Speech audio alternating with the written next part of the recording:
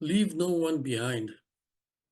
UN's midterm assessment summary of SDGs 1 and 8, delivering on commitments, where do we stand halfway to 2030, shows the lack of progress towards the Sustainable Development Goals is universal. But it is abundantly clear that developing countries and the world's poorest and most vulnerable people are bearing the brunt of our collective failure. The compounding effects of climate, COVID-19, and economic injustices are leaving many developing countries with fewer options and even fewer resources to make the goals a reality. Let's first talk about the economy of the issues of poverty alleviation. The global population as of January 2024 was 8,088,223,743 people.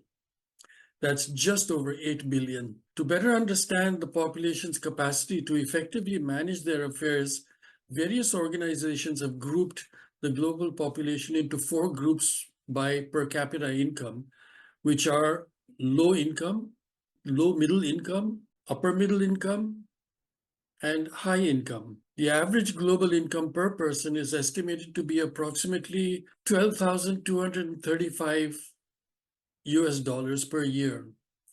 This figure represents the gross domestic product, or GDP per capita, which measures everyone's contribution to a country's economy. The low-income countries are easily defined by their GDP, which is the revenue from all sectors that contribute to the country's income. It is not hard to link low GDP with the low productivity of populations that have little or no resources to invest in enterprises that would allow their contribution to flow towards national income generation. The population that earns between 0 and 1,000 per month per capita falls within those in extreme poverty.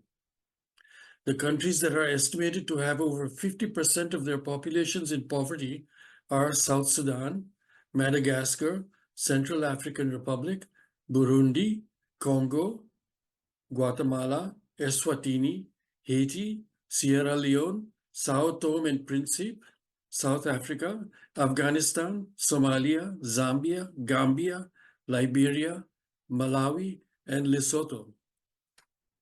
I can imagine the exercise to plan for the productive engagement of 50% and more of the country's population below the poverty line must be mind-boggling, strenuous, painstaking, and at most times an extreme exercise in futility if the country has low GDP and struggles to pay off the international debts obtained to keep afloat.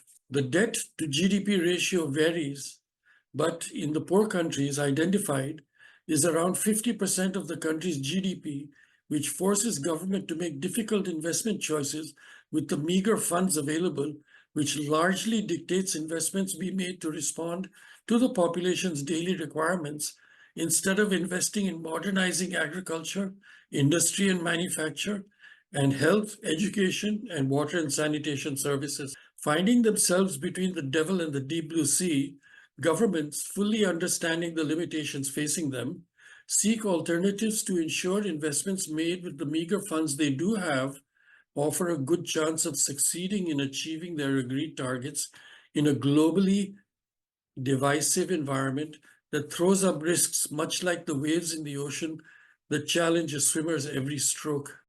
Namaste.